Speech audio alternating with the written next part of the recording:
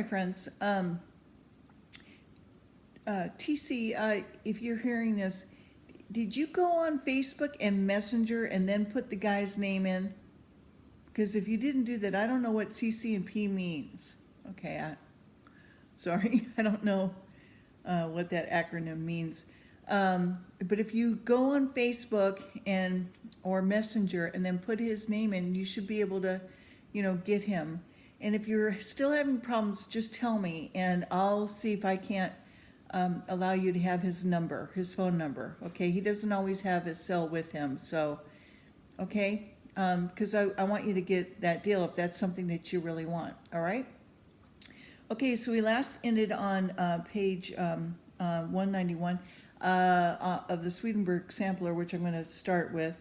And then, of course, I want to say congratulations to our administration for getting the three, Pompeo for getting, negotiating the three prisoners who just, arrived early this morning, I believe. And I haven't seen anything on it yet this morning. But anyway, so that's, as far as that goes. My brother is home.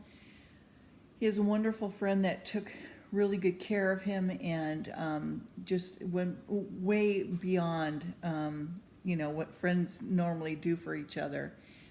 He really was there for my brother. And so I truly appreciate Tom taking care of my brother and making sure that he got his needs met, and which just was really a godsend.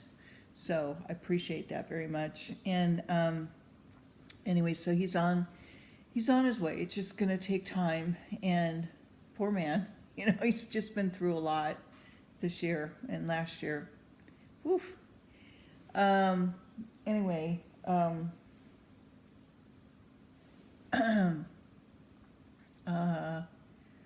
go. So keep praying for speedy recovery. I'd appreciate that very much. All right, so we finished on with the sampler of True Christianity, and I'll just start at the top of this. No one whose reason is sound could condemn wealth. Okay, so I personally always thought, well, I don't want to be rich. I don't want to make people envious. I don't want to work so hard to get a lot of money, not thinking that I could do a lot of good with that money. I just didn't have the mindset to think, and I just thought, well, I don't need a lot. I have, the Lord's with me, and there's not a lot of things I really need to have. But then again, not thinking that I could spread the wealth, if you will. And I usually am the kind of person that if somebody wants something, I do my best to be able to accommodate if I'm able to, and I also tend to be the kind of person that I'm happy when you're happy, I'm not envious. If you have a lot of good things and everything, I'm happy for you that that you're prosperous. So anyway, wealth in the general body politic is like blood in us. No one whose reason is sound could condemn the levels of status that go with different jobs.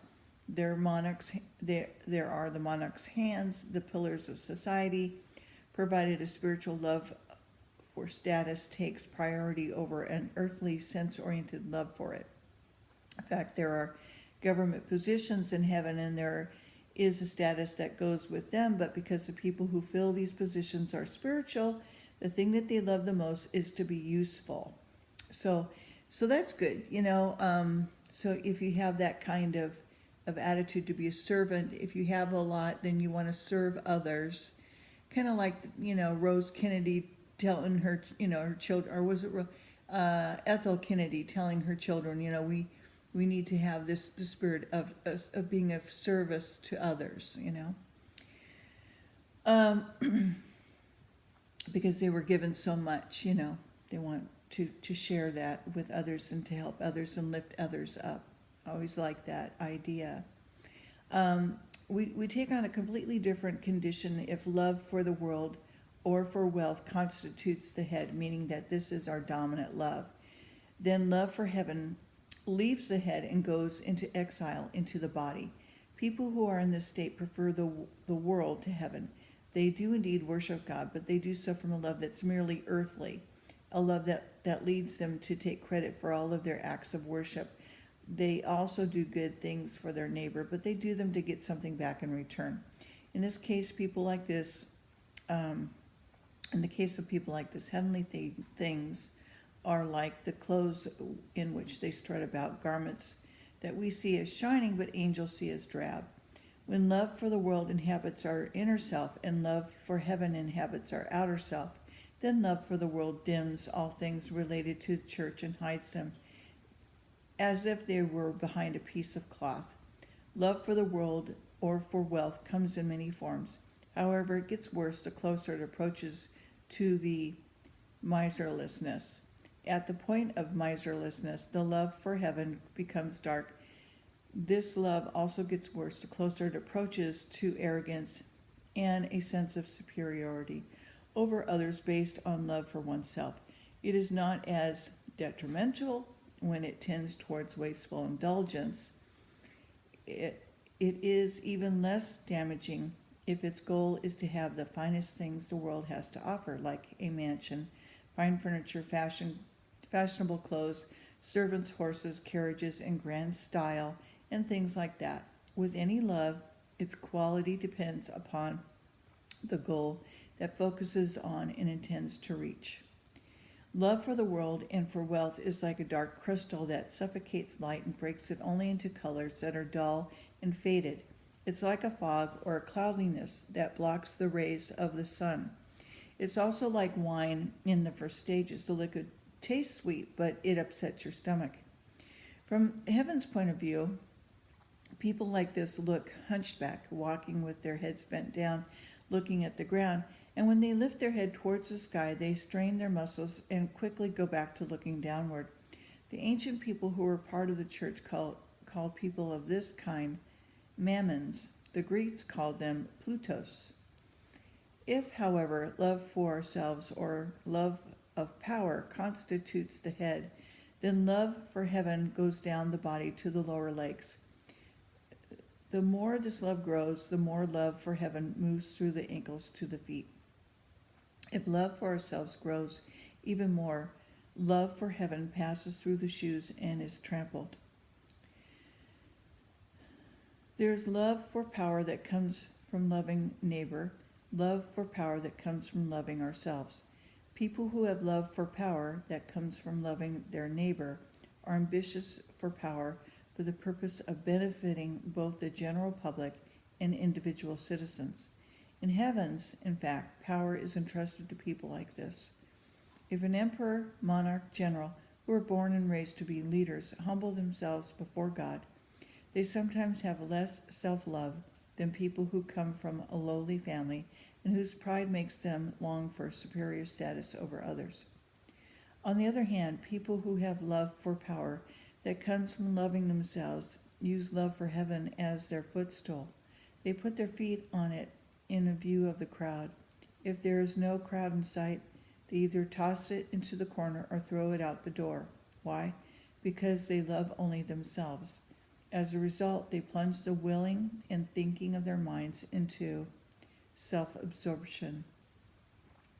Self-absorption is, in fact, a hereditary evil, and it is the popular opposite of love for heaven.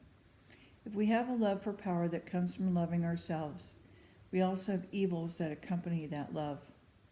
They are generally following despising others, jealousy, viewing people as enemies, if they do not show us special favor. Hostility, hatred, vengefulness, mercilessness, savagery, cruelty. Despising God is another such evil. It is despising the divine things that are true insights and good actions taught by church. If we give these things any honor, we pay them lip service to prevent the church hierarchy from attacking our reputations and to stave off verbal abuse from everyone else. Love for the power is different from the clergy than it is for the laity. If the clergy, this love surges upward. In the clergy, this love surges upward as long as it's given the reins, until they want to be gods. Lay people, on the other hand, want to be monarchs. This is how far the imagination of the love takes their minds. In spirituality, well-developed people, love for heaven occupies the highest place and constitutes the head of what follows it. Love for the world is beneath it and is like the torso below the head. Love for themselves is below this love in the role of the lower legs. It follows that if the love for ourselves constitutes the head, we're completely upside down.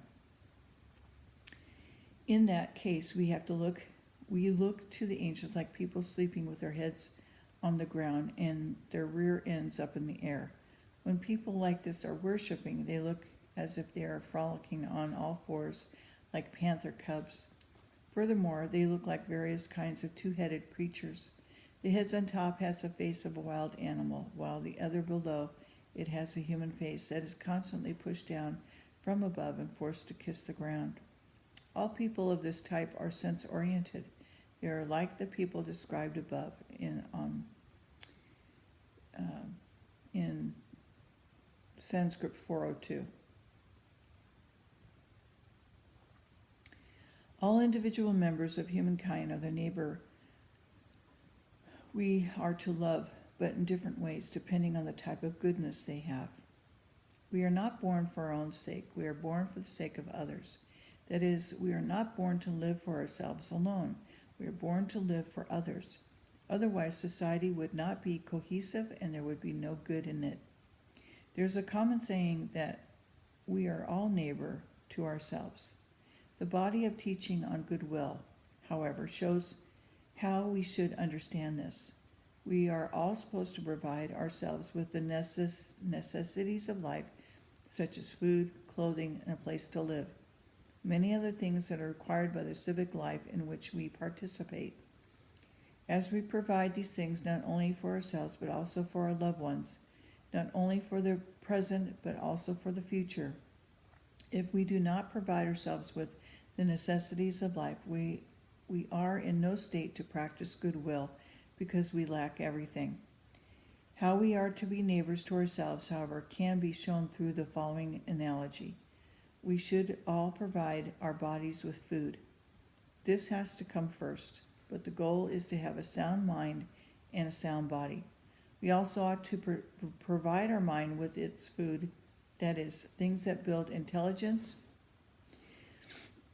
judgments, but the goal is to be in a state in which we can serve our fellow citizens, our community, our country, the church, therefore the Lord.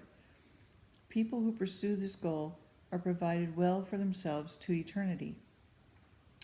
These points make clear what is primary from the standpoint of time, what is primary from the standpoint of purpose. What is primary from the standpoint of purpose is the true overall goal. Situation is like people building a house. They have to lay the foundation first, but the foundation is for the house, and the house is for living in. People who hold to being neighbors to themselves as their first and foremost objective are like people whose main purpose is building the foundation rather than living in the house. Yet living in the house is primary and the ultimate purpose overall. The house and its foundation are only a means to an end. Now, I need to say that it is what it is to love our neighbor. Loving our neighbor is intending and doing good, not only to neighbor, friends, and good people, but also to strangers, enemies, and evil people. I'm going to stop right there, okay? And I'm wishing you a happy Thursday. Thank you for your prayers and your well wishes. I love you guys. Thank you for my new subscribers. Bye-bye.